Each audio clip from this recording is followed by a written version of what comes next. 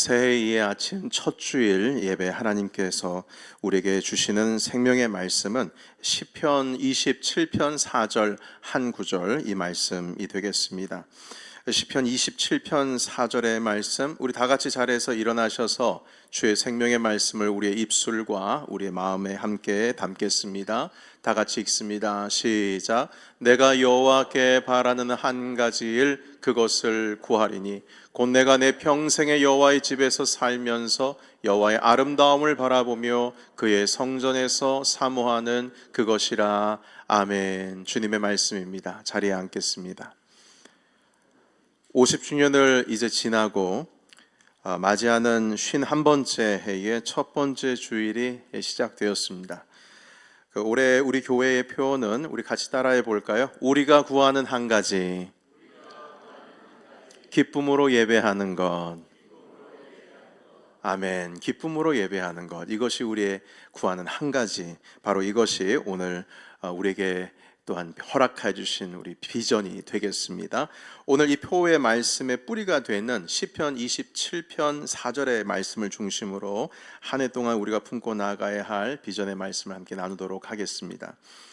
이스라엘 공동체가 출애굽을 한 후에 시내산에서 처음 주님 앞에 섰을 때, 하나님 앞에 시내산에서 처음 주님 앞에 선 것입니다. 그때 가장 먼저 우리 하나님께서 가르쳐 주신 것이 무엇이냐면 예배였습니다.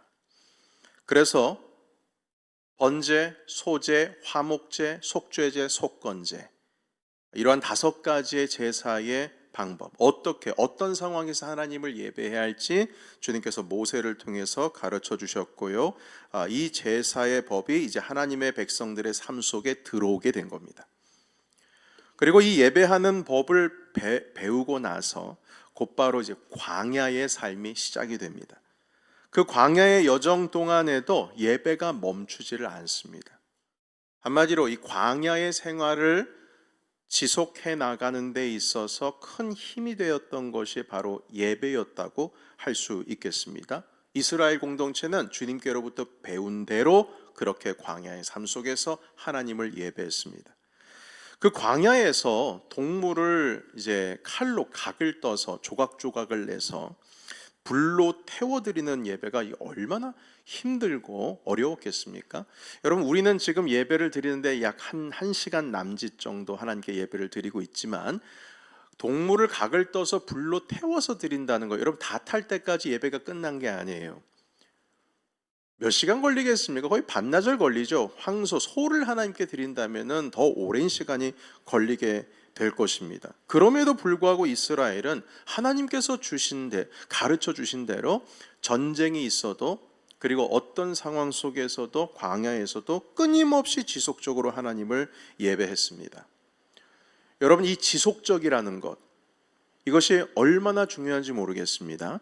자, 마라톤 선수들의 훈련에서 아주 중요한 것은요, 출발부터 결승점에 이르기까지 속도 조절이 아주 중요하다고 합니다. 저는 마라톤 오래 달리기를 해보진 못했습니다만 페이스 조절을 해야 된대요. 보폭 조절을 해야 되고 시간 조절, 일정하게 속도를 유지해서 나아가야 된답니다. 만약에 갑작스러운 멈춤이 있거나 물을 마실 때에 멈춘다거나 아니면 어떤 자세가 무너지는 일들이 있으면 결코 안 된다고 합니다. 만약 순간 넘어질 뻔했을 때 다시 자세를 잡고 뛰면 되지 않겠느냐, 우리는 이렇게 쉽게 얘기할 수 있겠습니다만, 프로들 가운데 있어서는 한 번 그 페이스가 무너지게 되면 그 속도를 끝까지 회복하는 것이 결코 쉽지 않다, 이렇게 말을 합니다.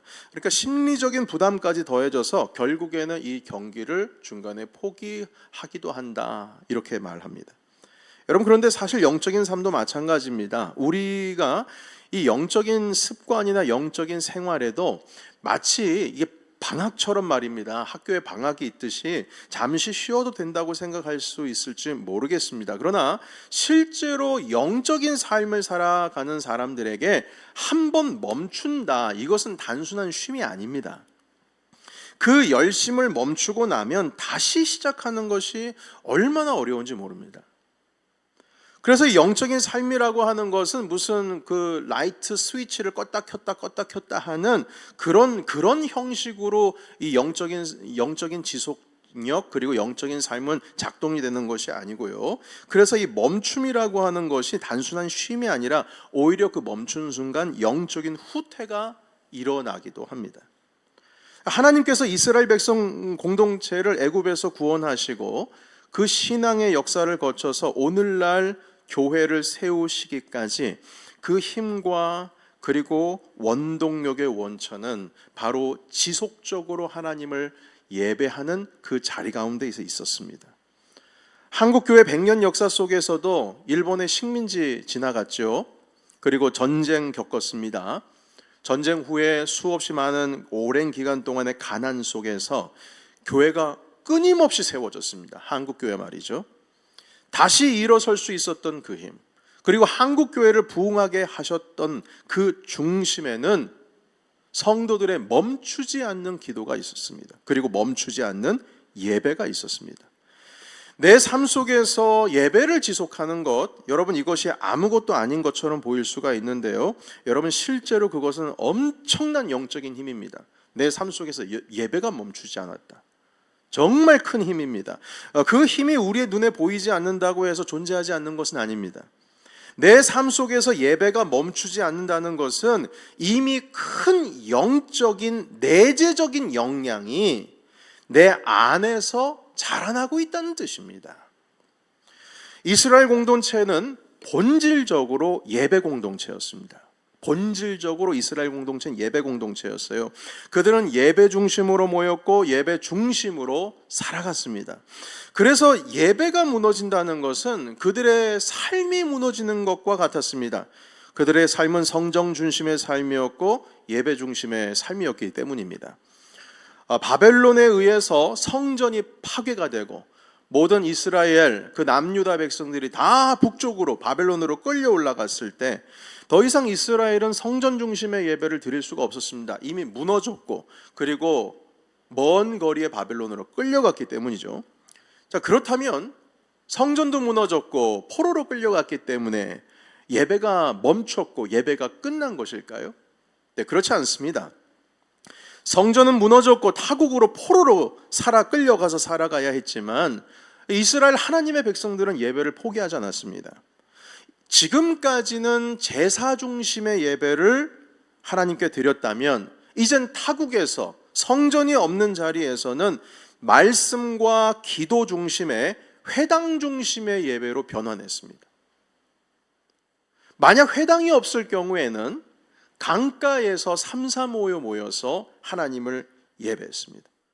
그만큼 예배는 그 하나님의 백성들에게 생명이었고 포기할 수 없는 것이었습니다. 여러분 우리가 송구영신 예배 때도 함께 나누었지만 초대교회 시대의 신앙의 핍박이 정말 심했을 때 그리스도인들은 예배를 드리기 위해서 심지어 무덤에까지 모였습니다.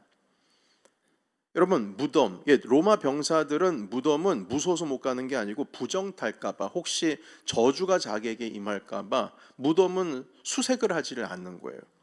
그래서 무덤에 모여서 하나님을 예배했어요. 이때 여러분 우리는 한 번쯤 이런 질문을 해보게 됩니다. 아니 예배를 드릴 여건이 아니면 그냥 개인이 집에서 뭐 혼자 예배하거나 아니면 뭐 예배를 잠시 쉬거나 그러면 되지 뭐 이렇게까지 무덤에서 예배를 드릴 정도로 예배를 드려야 하나. 그런 생각을 왜 했을까? 이런 생각이 들기도 합니다. 핍박을 피해서 사람들의 발길이 닿지 않는 그 무덤으로 숨어들어서 그곳에서 공동체가 함께 예배를 드리는데요. 그만큼 이들에게 있어서는 하나님께 예배를 드리는 것이 절실했습니다. 이 예배의 절실함이 수천 년 동안 우리 교회와 그리스도인들을 이끌어온 힘이 됩니다. 여러분 지금도 중국의 지하교회라고 있습니다. 땅속에 있는 지하교회가 아니고 비밀스러운 교회라고 해서 알려지지 않는 교회여서 지하교회라고 합니다. 정부의 핍박을 피해서 비밀적으로 예배를 드리기 위해서 그 예배 장소로 나아가는데 한국에 계신 어떤 목사님 한 분께서 그 예배 장소로 가기까지 어떻게 들어가느냐, 옆집의 뒷문을 통해서 또 그 뒷집의 옆문을 통해서 한 4-5가정의 집을 뒷문 옆문 통과해가지고 그 예배 장소로 들어간다고 하더군요. 그리고 그 비밀스러운 가정집 장소에서 숨죽여서 하나님을 예배를 드린다고 해요. 지금도 북한에서는 공동체로 모여서 예배를 드릴 수가 없기 때문에 이불을 뒤집어 쓴 채 소리가 밖으로 나가는 것 방지하기 위해서 아주 작은 소리로 찬송하고 기도한다고 합니다. 여러분, 이렇게까지 예배를 사모하면서 이 예배를 이어온 이유가 무엇이었을까요? 도대체 이렇게까지 예배를 드린 이유가 무엇일까요? 여러분, 혹시 이것이 성도, 하나님의 자녀라고 하는 어떤 의무감 때문일까요? 의무감. 결코 그렇지 않습니다. 만약 예배가 그들의 의무였다면 그들은 이미 오래전부터 한계에 부딪혀서 예배를 벌써부터 포기했을 겁니다. 의무라고 하는 것이 예배를 끌어가지를 못합니다. 여기 한 가지 예를 들어보겠습니다. 아주 센스 없는 한 남편이 결혼기념일에 아내와 함께 저녁을 먹기 위해서 외식을 나왔습니다. 평소에 전혀 그런 사람이 아니었기 때문에 아내는 이 갑작스러운 제안에 조금 놀랐습니다. 물론 결혼기념일이기는 했습니다만 평상시에는 결코 그러지 않았던 정없는 남편이었는데 갑자기 좋은 야경이 보이는 자리에서 좋은 레스토랑에서 초대해서 함께 식사를 나누는 겁니다. 근사한 곳에서 야경을 보면서 사랑하는 남편과 오랜만에 식사를 하다 보니까 이 아내의 마음이 어떻겠습니까? 행복하지 않았겠어요? 너무 좋은 거예요. 그래서 식사가 거의 끝나갈 때쯤에 그 센스 없는 남편이 아내를 위해서 선물까지 준비를 한 겁니다. 열어보니까 아내가 너무 감동받았어요. 그래서 여보, 당신이 웬일이에요? 오늘 왜 그래요? 아니 지금까지는 안 그랬던 사람이 당신 왜 그래? 도대체 뭔 일 있어요? 자, 그러자 그 남편이 잠시 생각하더니 이렇게 말합니다. 남편이라는 의무감 때문이지. 웃어야 될지 이걸 때려줘야 될지 여러분, 이게 참 상상도 하기 어려운 대답 아니겠습니까? 여러분, 이 말을 듣고 웃어야 할지 울어야 될지 모릅니다. 정말 매를 버는 남편입니다. 아니 어떻게 그 상황 속에서 남편의 의무 때문에 지금 이 일을 하고 있다는 말을 어떻게 감히 입에서 그 말을 할 수가 있겠습니까? 오늘 당신이 행복했으면 좋겠어요. 당신 수고했어. 우리 함께하는 게 내 기쁨이잖아. 이 말 한마디만 했어도 그날 분위기는 완전히 감동으로 마무리되었을 겁니다. 그런데 남편이라는 의무감 때문이지. 이 말은 전혀 상상도 못한, 말도 안 되는 대답입니다. 여러분, 여기서 우리가 배워야 할 것이 있습니다. 예배는 의무감으로 하는 게 아니에요. 예배는 우리의 기쁨이기 때문에 우리는 주님을 예배한 줄로 믿습니다. 예배는 기쁨이어야 합니다. 교회 역사의 속에서 어떤 상황 속에서도 주님을 예배하게 했던 그 힘은 의무가 아니라 주 안에 있는 기쁨입니다. 내 안에 하나님께서 나를 구원해 주신 그 구원의 기쁨. 오늘도 이 힘든 상황 속에서 나와 함께 동행하시고 나를 말씀으로 주님의 진리의 빛 가운데로 인도하시는 그 즐거움, 하나님께 나아가는 즐거움, 하나님을 만나는 기쁨, 나에게 베풀어 주시는 나를 하나님의 자녀 삼아 주셨다는 예수 그리스도의 십자가의 구원의 그 기쁨이 우리 안에 충만하기 때문에 어떤 상황 속에서도 교회와 성도들을 지탱하면서 온 그 힘, 바로 예배 기쁨인 것입니다. 여러분, 시편 51편 다윗의 시편입니다. 밧세바를 범하고 나서 나단 선지자로부터 질책을 받았을 때 하나님 아버지 앞에 꼬꾸라져 가지고 밤새 울면서 아무것도 먹지 못하고 회개하면서 기도합니다. 그런데 그 회개의 기도 내용에 이런 기도가 있습니다. 하나님, 구원의 즐거움을 내게 회복시켜 주옵소서. 즐거움을 내게 회복시켜 주옵소서. 하나님, 내가 언제부터 이 즐거움을, 주님께 나아가는 기쁨을 빼앗기면서 살아왔습니까? 내 욕망과 내가 한 여자를 사랑하는 가운데 있어서 이것도 불법으로 사랑하는 여기에 내 마음을 빼앗겨버려서 하나님께 나아가는 즐거움과 이 기쁨을 잃어버렸습니다. 주님, 그 구원의 즐거움을 내게 회복시켜 주시옵소서. 이렇게 기도하는 것이 시편 51편에 나와 있습니다. 여러분, 그리스도인에게는 예배 드리는 것이 반드시 기쁨이어야 합니다. 하나님께 말씀을 나누는 것, 하나님의 말씀을 나누는 것, 이것도 기쁨이어야 합니다. 그 기쁨이 사라지고 의무만 남게 되면 예배는 힘을 잃어버립니다. 예배를 통해서 영적인 힘을 공급받아야 할 우리의 삶 또한 결국 무너지고 말 것입니다. 교회 공동체를 움직이는 힘에는 여러 가지가 있습니다. 자, 그런데 영적이지 않은 얘기 좀 하겠습니다. 교회 공동체를 움직이는 힘. 헌금이 넉넉하면 잘 움직여집니다. 물질이 넉넉하면 분명히 공동체를 움직이는 중요한 동력이 있습니다. 물질이 없으면 선교도 못해요. 교회 사역과 운영이 어려워질 수밖에 없습니다. 그런데 넘쳐 흐르면 하고 싶은 거 다 할 수 있어요. 선교도 갈 수 있고, 도움이 필요한 가운데 구제할 수 있고, 여러 사역 가운데 활력을 줄 수 있습니다. 여러분, 또한 탄탄한 조직이 있을 때 그 조직력 역시 교회를 움직이는 힘이 됩니다. 중대형 교회일수록 행정적인 조직력 없으면 무너집니다. 하나됨이라고 하는 이 조직력은 반드시 필요합니다. 자, 그러나 이런 것들도 필요하겠지만 가장 본질적이고 중요한 힘은 하나님을 기뻐하며 예배하는 즐거움, 거기서 교회의 힘이 나오는 줄로 믿습니다. 여러분, 내 안에서 하나님을 기뻐하는 그 기쁨이 없으면 여러분, 조직력 있어도 다 무너져요. 물질 있으면 오히려 그것이 시험거리가 됩니다. 하나님을 기뻐하는 그 교회, 그것이 주님의 몸된 교회를 움직이고 주님 앞에 나아가는 동력이 되어야 될 줄로 믿습니다. 지난 2000년 동안 주님의 교회는 그렇게 움직였어요. 아무리 핍박이 있어도, 아무리 무너질 수밖에 없는 벼랑 끝에 있어도 하나님께서 우리에게 허락해 주신 구원의 기쁨, 그 즐거움, 하나님을 예배하고 예수 그리스도로 인하여 기뻐하는 그 기쁨이 있었기에 오늘날까지 주님의 교회는 주님 다시 오실 때까지 함께하고 영원할 수 있는 것입니다. 제가 20대에 사실 제 인생을 돌이켜보면 가장 내 인생 가운데 영적으로 꽃을 피우며 부흥했던 내가 어느 때였을까라고 고민을 해보면 20대 초반이었습니다. 신학교에 입학하면서 하나님을 정말 간절히 믿는 친구들을 정말 많이 만났어요. 저는 신앙이 대대로 믿는 집안에서 태어났기 때문에 그냥 주님 예배하는 거, 찬송하는 거, 기도하는 거 그게 그런 거구나, 그냥 이렇게 너무나 당연한 삶으로 다가왔는데 이 친구들은 처음 예수님 믿는 친구들이 정말 많았거든요.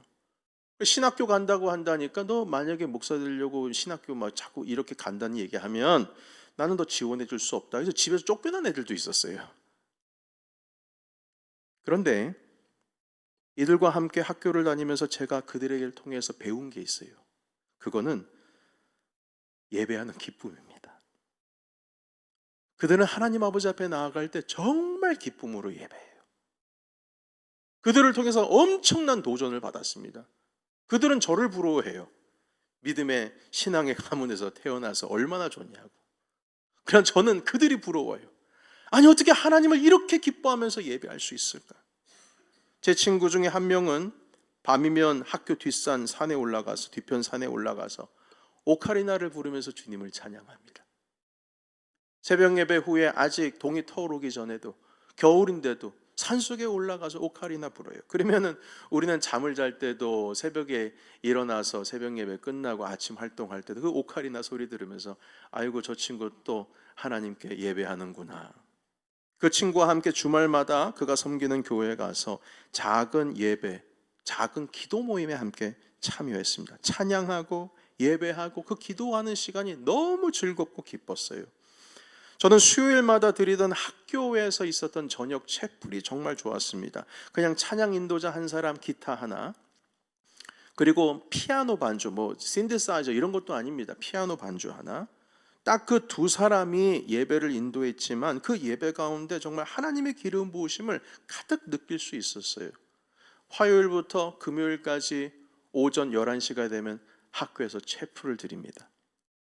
수많은 선교사님들과 내노라 하는 설교자들이 학교에 오셔서 설교 말씀 전해주시고 가시는데 정말 저는 뜨거움을 많이 느꼈어요. 지금도 신학교 처음 들어가서 오리엔테이션, 지난번에 제가 성구영신 예배 때 말씀드렸던 순교자 유재현 목사님의 아드님 되시는 고 유광훈 교수님께서 우리 신입생들을 상대로 해서 그 첫 설교를 아직도 그 내용을 기억하고 있습니다.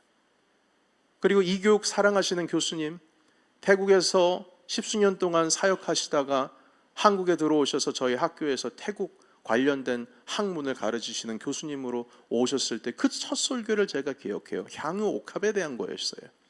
그리고 지금은 캄보디아로 다시 떠나셔서 그곳에서 선교사로 활동하시다가 은퇴를 하셨는데 엄청난 은혜였습니다. 그 말씀 하나하나 받을 때마다 제 마음 가운데 기쁨이 있어가지고요, 그 말씀을 가지고 찬양을 만들었어요.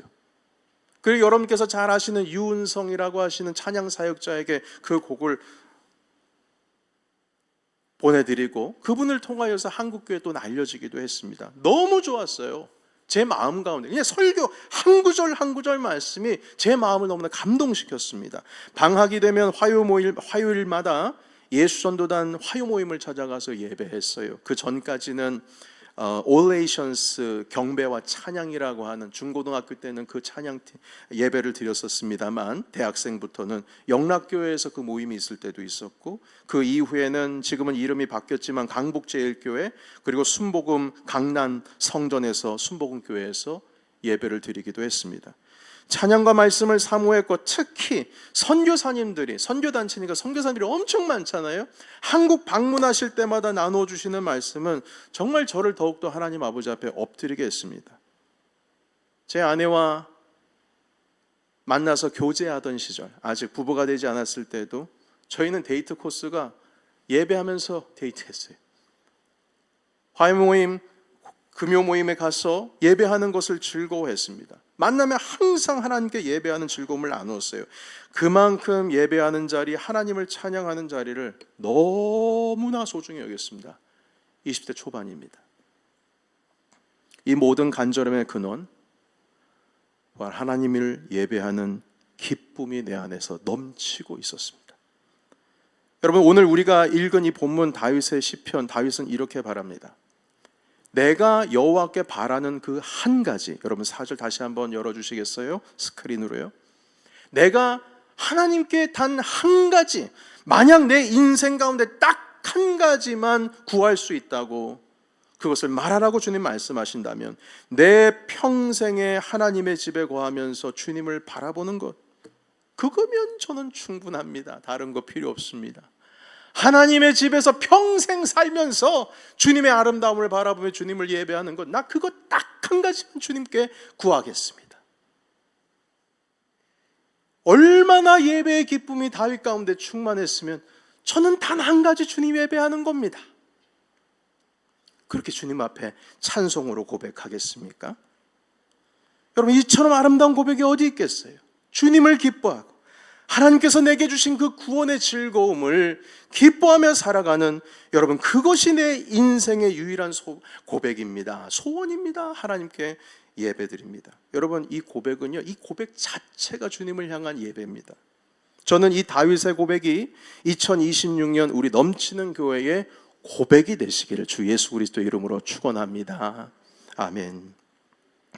제가 청년 시절 경험했던 그 하나님을 예배하는 기쁨은요, 사실 오늘 고백하고 있는 이 27편 4절에 있는 말씀처럼 이 정도의 다윗의 고백만큼 깊고 온전했다고 말할 수는 없을 겁니다. 제가 어떻게 다윗의 주님을 사랑하는 만큼 거기에 제가 번족할 수가 있겠습니까? 그러나 분명한 것은 이것입니다. 그때 제가 하나님께 드렸던 그 예배의 기쁨이 사실 지금도 제 신앙을 붙들고 있습니다. 그때에 제가 가장 즐겨 불렀던 찬양이 오 나의 자비로운 주여 나의 몸과 영혼을 주의 은혜로 다 채워주소서. 이 찬양 불렀어요.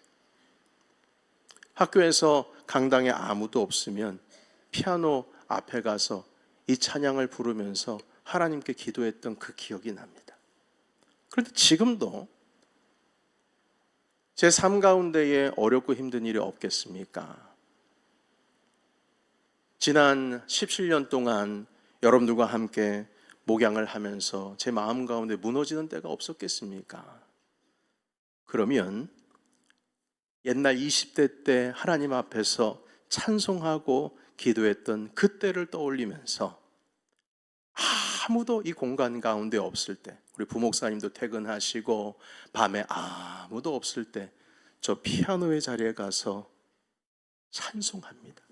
오 나의 자비로운 주여, 나의 몸과 영혼을 주의 은혜로 다 채워주소서. 그때의 예배의 기쁨이 제 마음 가운데 다시금 들어오면 하나님, 주님을 예배하는 힘으로, 이 기쁨으로 하나님, 제가 지금 건너가고 있는 여정을 잘 건너가게 하옵소서. 주님 앞에 기도하며 바로 오늘날 여기까지 저희 신앙을 붙들어 주었습니다. 여러분, 제가 경험했던 그러한 예배의 기쁨이 여러분들 안에서도 정말 큰 기쁨으로 하나님께 나아가셨던 많은 분들이 계시겠지만, 목회하는 자로서, 목양하는 자로서 제가 누렸던 이 예배의 기쁨이 우리 넘치는 교회 안에서도 일어나시기를 주의 예수 그리스도의 이름으로 축복합니다. 의무가 아니라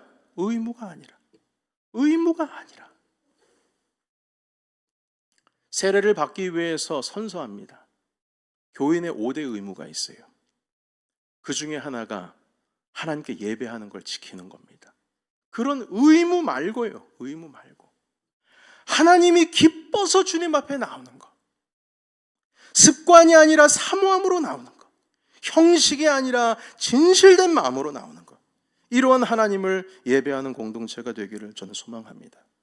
그것이 교회를 교회되게 하는 힘이며 우리의 한 해를 붙들어줄 가장 강력한 영적인 힘이 될 줄로 믿습니다. 사랑하는 성도 여러분, 2026년 시작하면서 우리가 붙들 단 한 가지가 있다면 오늘 이렇게 고백합시다. 주님, 그것은 기쁨으로 주님을 예배하는 겁니다. 다윗의 고백처럼 다른 것은 다 놓쳐도 내 이 한 가지는 놓치지 않겠습니다. 주님의 집을 사모하고 주님의 집에 영원히 거하며 우리 주님의 얼굴을 바라보며 기뻐하는 삶입니다. 여러분, 이러한 예배의 기쁨, 이 고백이 우리의 삶을 살리고 그리고 우리 교회를 살리며 또한 이 시대를 밝히는 하나님의 능력이 되시기를 소망합니다. 우리가 구하는 한 가지 따라해 봅시다. 우리가 구하는 한 가지, 기쁨으로 예배하는 것. 다시 한번요. 우리가 구하는 한 가지, 기쁨으로 예배하는 것. 이 고백으로 우리 새해 2026년 걸어가시는 우리 모두가 되시기를 주 예수 그리스도의 이름으로 축원합니다. 아멘. 기도하겠습니다. 우리 함께 통성으로 함께 기도합니다. 주님, 우리가 구하는 한 가지 기쁨으로 예배하는 것입니다. 하나님, 내 마음 가운데 주님을 만나러 가는 기쁨, 하나님 아버지, 주님 그 자리 가운데서 찬송하는 기쁨, 주 안에서 기도하는 기쁨, 말씀을 들으며 주님 안에서 하나님 아버지 눈물 쏟으며 하나님 그 가운데 깊은 주님의 어루만지심을 경험하며 성령 하나님의 충만하신 가운데 하나님 우리의 삶이 예배로서 기쁨을 되찾는, 그리고 기뻐함으로 주님 앞에 나아가는 삶이 되기를 원합니다. 우리 음악에 맞춰서 기도하며 주님 앞에 나아가겠습니다. 살아계신 하나님 아버지, 이 시간 우리의 심령 가운데 기쁨이 일어나기를 원합니다. 바로 하나님을 예배하는 기쁨입니다. 하나님 아버지, 영원토록 주님을 기뻐하는 것, 주님의 집 가운데 살면서 주님을 즐거워하는 그 구원의 기쁨이 우리 안에 넘치게 하옵소서. 예수 그리스도의 십자가의 능력, 하나님 그 십자가의 구원, 하나님 우리가 하나님의 자녀가 되었다는 사실에 감동하며 감격하며 그 첫사랑으로 주님을 예배하기를 원하오니 하나님 이것을 우리가 놓치지 않게 하여 주시고 내 평생에 어려움 기쁨이 있을 때마다 하나님 아버지 예배의 힘으로 다시금 그 광야의 길을 걸어갈 수 있는 주님의 아들 딸들이 될 수 있도록 인도하여 주시옵소서. 살아계신 하나님, 의무가 아니라 정말 진실된 기쁨으로, 습관이 아니라 사모함으로, 형식이 아니라 진실된 마음으로 우리 주 하나님을 예배하는 넘치는 공동체가 되기를 원합니다. 하나님, 2026년 이제 시작했습니다. 우리가 붙들 것 단 한 가지가 있다면 그것은 기쁨으로 하나님을 예배하는 삶, 이것을 우리에게 허락하여 주시고 우리 모든 성도님들의 심령 한 사람 한 사람 가운데 그 기쁨을 하나님 올해 회복이 될 수 있도록 주여 인도하여 주시옵소서. 그 기쁨의 길을 함께 걸어가기를 원합니다. 예수 그리스도의 이름으로 기도하옵나이다. 아멘.